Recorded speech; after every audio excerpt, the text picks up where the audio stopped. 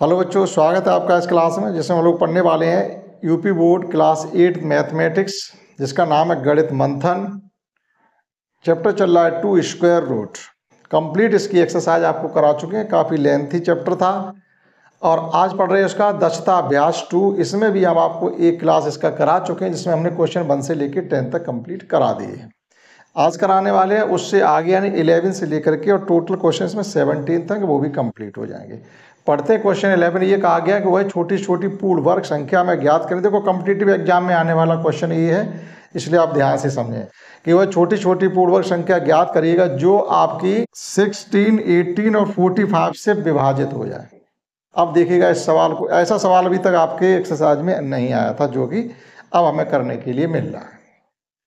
तो जब इस प्रकार के क्वेश्चन आपके आ जाएं कि कोई ऐसा परफेक्ट स्क्वायर नंबर बताइएगा जो गिवन नंबर्स से डिवाइड हो जाए, तो हम क्या करते हैं, उन नंबर्स का पहले स्क्वायर रूट फाइंड, वो एलसीएम फाइंड करते हैं। जब उनका एलसीएम फाइंड कर लेते हैं फिर उस एलसीएम को हम परफेक्ट स्क्वायर बनाते हैं। केवल इतनी सी बात है बस। देखिएगा क्या है, हमें क्या करना है, first we have to find the LCM of given number. दिए गए नंबरों का एलसीएम निकालने पर ये हम लिखेंगे एलसीएम ऑफ 16, 18 एंड 45। अब देखिएगा एलसीएम निकालने की भी कई तकनीकी हैं। एक तो आपने डिवीजन मेथड से निकाला होगा, एक फैक्टर मेथड से निकाला होगा, और एक ये होता है कि हम ये देखते हैं कि 16 का इनसे किसी संबंध नहीं है। या आप ये देखिएगा कि 18 को क्या लिख सकते हैं, 18 लिख सकते हैं 9 × 2।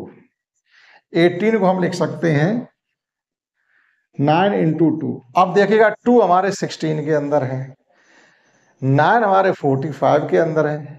इसका मतलब ये हुआ जब हम इन नंबर का एलसीएम फाइंड कर रहे हो तो 18 की कोई आवश्यकता एलसीएम निकालने में नहीं है। ठीक, एक तो ये हो गया। मतलब अगर आप अच्छे से स्मार्ट तरीके से सीखें तो हम क्या करें, 16 और 45 का भी एलसीएम निकालना। अब 16 और 45 में भी कोई कॉमन नहीं है, 16 और 45 में कोई नंबर कॉमन आपस में नहीं है। तो जब ऐसे नंबर जिनमें कोई नंबर आपस में कॉमन ही नहीं हो तो आप उनका मल्टीप्लाई कर दो तो एलसीएम आ जाएगा। जैसे हमारे पास एक 7 है और एक ये 12 है। आप देखिए इनमें कोई नंबर कॉमन है क्या, नहीं है। फिर आपसे एक आ जा भाई इनका एलसीएम बताइएगा, तो सीधा इनका जो मल्टीप्लाई होगा वही इनका एलसीएम हो जाएगा, 6284। आप फैक्टर मेथड्स निकालो चाहे डिवीजन मेथड्स निकालो, जब कोई नंबर आपस में कॉमन है ही नहीं तो डायरेक्टली एलसीएम निकल आएगा। देखो ये कॉन्सेप्ट है गणित की जो हम आपको सिखा रहे हैं, और आप अगर इन्हें सीख पाओगे तो आपके आगे चल के बहुत काम में आने वाली है। ठीक, तो इसमें एलसीएम फाइंड करने में 18 की कोई आवश्यकता नहीं है। अब रह गए 16 और 45। 16 और 45 में कोई कॉमन नहीं है, तो एलसीएम फाइंड करने के लिए हम क्या करेंगे, 45 में डायरेक्टली आप 16 का मल्टीप्लाई करते हैं। 16 × 5 = 80, 16 × 4 = 64, 8 × 72, 720 एलसीएम आ गया। अब 720 को परफेक्ट स्क्वायर बनाने के लिए हमें डिवीजन से नहीं पता करना, यानी एडिशन सब्ट्रैक्शन नहीं करेंगे इसको, क्योंकि वो डिवाइड हमारा 45, 16, 18 और 45 से होना चाहिए। ये आपके हैं, ये नंबर इन सबसे डिवाइड हो रहा है, 16, 18 और 45 से डिवाइड हो रहा है ये नंबर कंप्लीटली। अब इसको हमें परफेक्ट स्क्वायर बनाने के लिए क्या करना है, परफेक्ट स्क्वायर बनाने के लिए हमें क्या करना है कि 72 के हम क्या करेंगे, 720 के फैक्टर करिएगा। तो 2 × 3 = 6, 2 × 6 ये आ गया 360, ये आ गया 180, ये आ गया आपका 90, ये आ गया आपका 45, और 3 से करेंगे तो 15, फिर 3 से करेंगे 5, और फिर 5 से करेंगे 1। अब आप देखिएगा पेयर किसके नहीं बनेंगे। परफेक्ट स्क्वायर बनाने के लिए हमें पेयर बनाने पड़ेंगे। केवल 5 का पेयर नहीं बना, तो केवल 5 का मल्टीप्लाई कर दो, जो नंबर होगा वो एक परफेक्ट स्क्वायर नंबर होगा और वो इन सभी नंबर से कंप्लीटली डिवाइड हो रहा होगा। तो कर दीजिएगा 720 में 5 से मल्टीप्लाई, कितना आ जाएगा, 1 0 है ही, 5 दूनी 10 और 5 7 35, 1 36। देखो 3600, और 3600 एक परफेक्ट स्क्वायर नंबर है क्योंकि लास्ट में 2 0 है, और 36 एक परफेक्ट स्क्वायर नंबर है ही। तो 36 वो एक छोटा नंबर है जो परफेक्ट स्क्वायर है और 18, 16, 18 और 45 से कंप्लीटली डिविजिबल है।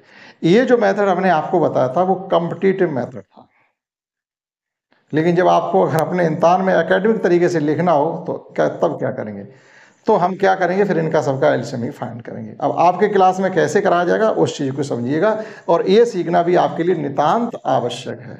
आइए दूसरे तरीके से करते हैं। अभी हमें क्या फाइंड करना है, 16, 18, 45 का एलसीएम फाइंड करना है। तो हमने आपसे कहा कि आप फैक्टर कर लीजिएगा। 16 के फैक्टर होते हैं 2 इंटू 2 इंटू 2 इंटू 2। 18 के फैक्टर होते हैं 2 इंटू 3 इंटू 3। 45 के फैक्टर होते हैं 3 इंटू 3 इंटू 5। सबके फैक्टर हो गए। हमको फाइंड करना है एलसीएम। एलसीएम में क्या करते हैं, जिसके पास सबसे ज़्यादा फैक्टर होते हैं वो सब ले लेते हैं। ज़्यादा किसके पास, 16 के पास है। तो हमने 2 इंटू 2 इंटू 2 इंटू 2। अब देखो ये 2 आ चुका है तो नहीं लेंगे। ये 3 हमारे नहीं आए, ये 3 भी नहीं आए, ये 3 आ चुके हैं, ये 3 आ चुके हैं, ये 5 नहीं आए। आप मल्टीप्लाई कर लीजिएगा तो ये तो हो रहा हमारा 16 और ये देखो वही 45 आ गया। देखो वही आया निकल के। अभी हमने क्या कहा था कि एलसीएम फाइंड करने के लिए 16 और 45 का मल्टीप्लाई कर दो, एलसीएम आएगा। भैया आप कैसे भी करिएगा लौट के वहीं आना पड़ेगा आपको। देखिएगा 16 इंटू 45, 18 का एलसीएम फाइंड करने में कोई रोल ही नहीं है। क्यों नहीं है, क्योंकि 18 को जब हम दो भागों में तोड़ते हैं तो 9 इंटू 2, 9 है 45 के पेट के अंदर और 2 है 16 के अंदर, तो 18 को हटा दीजिएगा। आप फाइंड कर रहे हैं तब भी देखो 18 अपने आप कूद के अलग हो गए। वो कह रहे हमारी कोई ज़रूरत है ही नहीं। जबरदस्ती आप खींच के ला रहे हो तब फिर भी उठक के बाहर निकल जाएगा, वो कहेगा हमारी ज़रूरत ही नहीं। जब इनका मल्टीप्लाई करेंगे तो ये आ गया हमारा 720, एलसीएम ये आ गया। अब हमें क्या करना, 720 को परफेक्ट स्क्वायर बनाना है। परफेक्ट स्क्वायर मल्टीप्लाई करके बनाना, ना कि सब्ट्रैक्शन और एडिशन करके बनाना ना। जब 720 के हम फैक्टर करेंगे तो ये आ जाएगा 360, फिर 2 से करेंगे तो 180, फिर 2 से करेंगे तो 90 और फिर 2 से करेंगे तो 45। अब 3 से करेंगे तो 15, फिर 3 से करेंगे तो 5 और फिर 5 से करेंगे 1। ठीक, परफेक्ट स्क्वायर बनाने के लिए देखिए ये हमारे पेयर बन रहे हैं, केवल 5 का पेयर नहीं बन रहा। तो परफेक्ट स्क्वायर बनाने के लिए हमने 5 से मल्टीप्लाई कर दिया, ये आ गया फाइनली हमारा 36।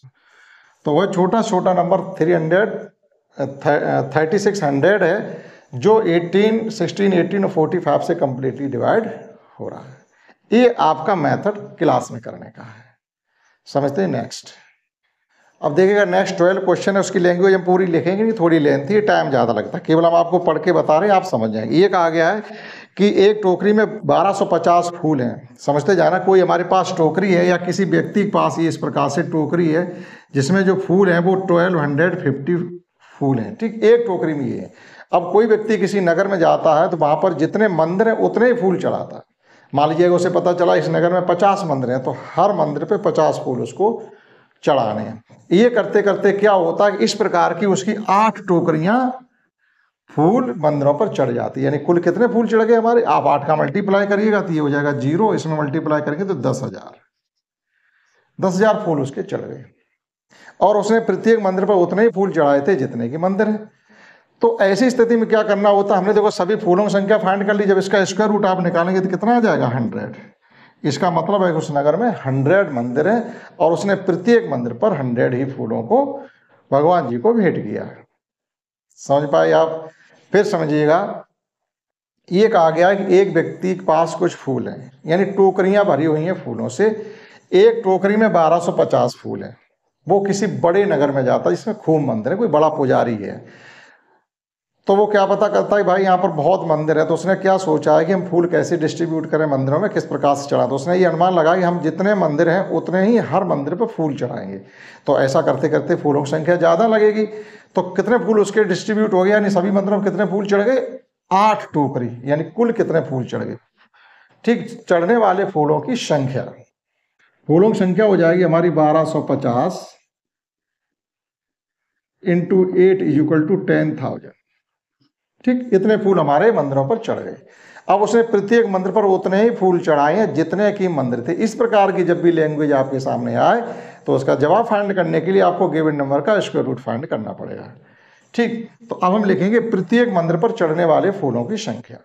फूलों की संख्या क्या होगी, रूट 10,000। देखो भैया 2 जीरो का स्क्वायर रूट 1 जीरो होता है, 4 जीरो है तो उसका स्क्वायर रूट 2 जीरो हो गया और 1 का स्क्वायर रूट 1 ही होगा, यानी 100 फूल।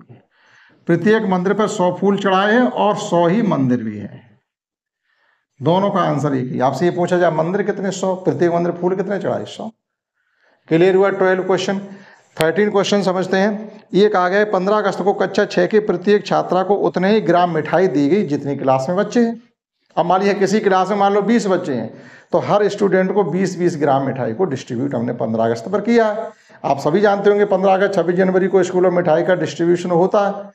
तो वहाँ के टीचर सोचा मिठाई डिस्ट्रीब्यूट कैसे करेंगे। उसने देखा कि क्लास 6 में हमें मिठाई बांटनी, तो क्लास 6 में पता किया कितने बच्चे, उन्होंने हिसाब 30 बच्चे, तो प्रत्येक बच्चे को 30 ग्राम मिठाई दे दी। लेकिन उन्होंने फिर क्या कहा, पूछा आपसे, ये पूछा बताइए उस क्लास में बच्चे कितने हैं और प्रत्येक बच्चे को कितने डेका ग्राम मिठाई मिली। बात पहले ग्राम की और बाद में उन्होंने कह दिया डेका ग्राम। और मिठाई कुल बटी कितनी, 100, वो 1 किलो 600 ग्राम मिठाई बांटी गई। तो देखिए इस सवाल को करना कैसे। क्वेश्चन 13 है, कुल मिठाई बराबर, कुल मिठाई है 1.6 kg। अगर इसको हम ग्राम में बदलें तो हो जाएगा 1600 ग्राम।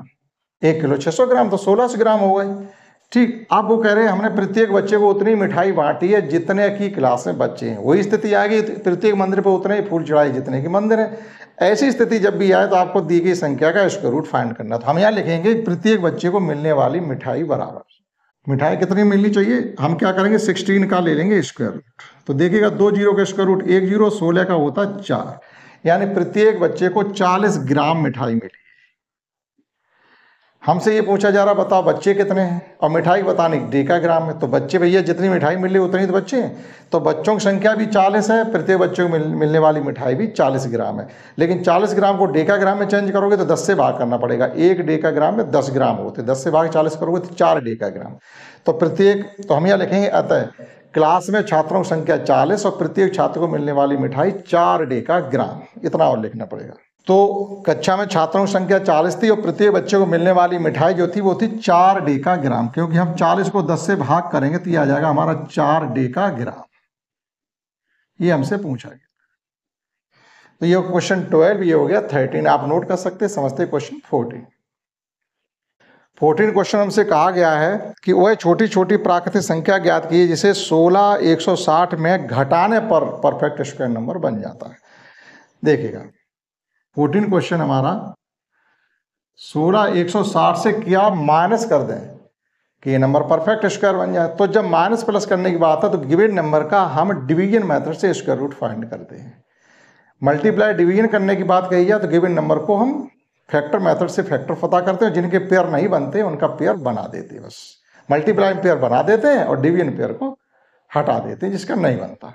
तो देखिएगा इसके पेयर बनाते हैं हम। इधर से 1 का नहीं बना तो 1 बन जाओ 1, ये 2 आ गया, 61 को हमने यहाँ ले लिया, 2 3 जा, 3 बार नहीं जाएगा तो 2 2 जा, 22 दूनी 44, ये हो जाएगा 24।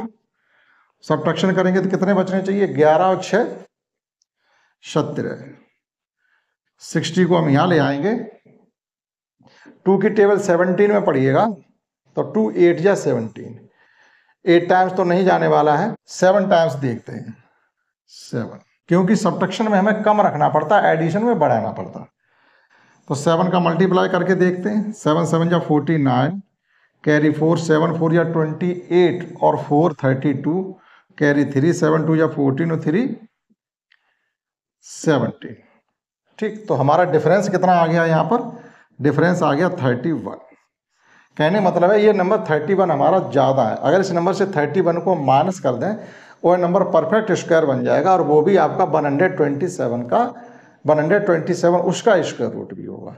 तो देखिएगा इसमें कहा क्या गया हमसे, पहले वो देखिएगा। ये कहा गया वो छोटी छोटी प्राकृतिक संख्या ज्ञात की जिसे इससे घटाने पर, तो वो नंबर कौन सा है, आपका आंसर 31 ही तो आना चाहिए, आप मैच कर सकते हैं। ठीक है, तो 31 ही इसका आंसर हमें गिवन भी है। तो वह छोटा छोटा नंबर जो घटने वाला है वो 31 है। 31 जब इसमें से आप माइनस कर दोगे, ये 16 160 से आप 31 माइनस करके देख लो, तो ये बचेगा आपका 9 और ये बचेगा आपका 2 और ये 1, यानी 16 129 बचेगा जाकर के, जो कि एक परफेक्ट स्क्वायर नंबर होगा और जिसका स्क्वायर रूट लेंगे तो 127 आ जाएगा। ठीक, इसी प्रकार से देखिएगा 15 क्वेश्चन भी है।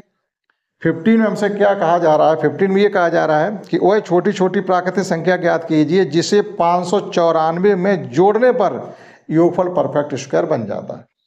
तो 594 यहाँ भी हमको वही करना है, 2 2 जा 4। ठीक, अब स्क्वायर रूट तो निकालना लगो आ ही गया होगा, फर्स्ट टाइम हम स्क्वायर करके टेबल पढ़ते हैं। 5 का पेयर नहीं बना तो 5 में पहले पढ़ेंगे। 2 2 जा 4, आपका 1 बच गया और पेयर को उतारा ले लेंगे 94। ठीक, यहाँ पर ये 1 है, एडिशन करेंगे 4 4 4 जा 16, 4 4 जा 16, 6 कैरी 1, और ये हो जाएगा आपका 4 4 जा 16 170। ठीक है, तो अभी ये कम रह गया देखिएगा, तो हम क्या करें, इसको ऊपर लेके चलिएगा, तो यहाँ 5 करिएगा। 194 से 176 कम है, तो ऊपर लेके चलिएगा, 5 करिए। अब देखिएगा कितना हो जाएगा, 5 5 या 25, 5 4 या यानी 22।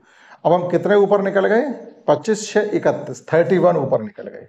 यानी हमारा 225 नंबर बढ़ा और 194 छोटा, तो 225 और 194 का डिफरेंस फाइंड करेंगे तो हमारा कितना आएगा, 31। कहने मतलब है इस नंबर में 31 अगर और होते तो ये परफेक्ट स्क्वायर बन जाता, और वो किसका स्क्वायर होता, 25 का।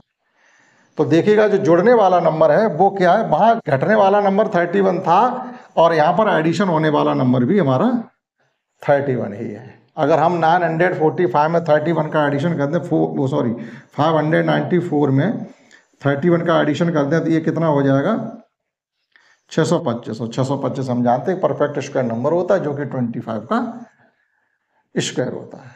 देख रहे कितने इंटरेस्टेड क्वेश्चन है आपके। तो जब भी एडिशन सब्ट्रैक्शन करने के लिए बात है, आप ध्यान ये रखिएगा, जब सब्ट्रैक्शन की बात है तो जैसे 1760 थे, तो हमने ये 1729 नंबर को कम रखा, ऊपर नहीं निकालेंगे। लेकिन जब एडिशन करने की बात है तो आप ऊपर लेके चलिए, जैसे 194 से 225 ऊपर निकल गए, तो इनका जो डिफरेंस होता है वही हमारा एडिशन होने वाला नंबर होता है। ठीक, दूसरे तरीके भी आप कम रख के भी कर सकते हैं, ऐसी कोई बात नहीं है। समझते हैं इसी प्रकार 16 क्वेश्चन। तो 16 क्वेश्चन में ये कहा जा रहा है कि एक स्क्वायर है, इस प्रकार से उसका रख रखाव, उसको स्वच्छ और निर्मल बनाने के लिए हमें क्या करना है कि उसके प्रत्येक मीटर यानी पर मीटर स्क्वायर का जो खर्चा आता है देखभाल का, जैसे 1 मीटर स्क्वायर ये जगह है, तो इसका जो खर्चा आता है 2.25 यानी 2.25 रुपये का खर्चा आ जाता है। इस प्रकार से अगर देखा जाता तो एक महीने में जो टोटल खर्चा आता है वो 3600 आ जाता है। तो आपसे पूछा जा रहा है कि इस खेत की लंबाई या चौड़ाई क्या, जो कि स्क्वायर है तो बराबर ही बराबर होगी सभी। तो हम इसका एरिया फाइंड करेंगे, एरिया में 2.45 का मल्टीप्लाई कर देंगे और 3600 के इक्वल कर देंगे। तो अकॉर्डिंग टू क्वेश्चन क्या होगा हमारा, देखिएगा हम ये मान के चले, माना उस वर्गाकार खेत की या बाग की जो लंबाई है वो x मीटर है, तो x इंटू एक्स तो एरिया हो गया इसका, और जो खर्चा आ रहा है उसमें हम 2.525 का मल्टीप्लाई कर देंगे, और ये आता 3600 के ऊपर। इसको सॉल्व करके केवल x की वैल्यू फाइंड करनी है। तो यहाँ से X square is equal to निकलेगा जाके हमारा 3600 अपॉन 225 और इंटू 100 कर दें, क्योंकि यहाँ पर दशमलव के बाद 2 अंक है, तो ऊपर हमने 100 का मल्टीप्लाई कर दिया। अब स्क्वायर रूट ले लीजिएगा पूरे नंबर का, 3600 का 60 स्क्वायर रूट आ जाएगा, 100 का 10 आ जाएगा, 225 का 15 आ जाएगा। 15 60 4 बार कट गए, 15 और 10 चौक 40, यानी 40 मीटर है उस बाग की लंबाई या चौड़ाई। हमने क्षेत्रफल निकाला, 1 मीटर स्क्वायर का ये खर्चा आ रहा, तो पूरे मीटर स्क्वायर कितने, x मीटर स्क्वायर है, उसमें हमने मल्टीप्लाई करके x की वैल्यू फाइंड कर ली। लास्ट क्वेश्चन ये है कि स्वतंत्रता दिवस के अवसर पर बच्चों द्वारा एक गांव में 289 वृक्ष लगाए गए।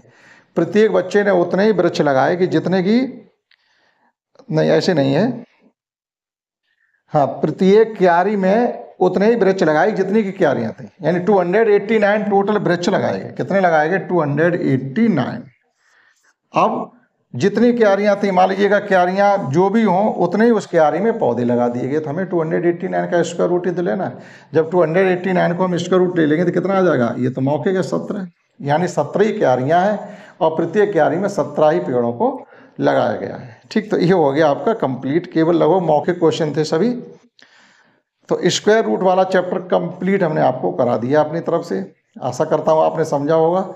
इस क्लास में इतना ही, दैट्स ऑल।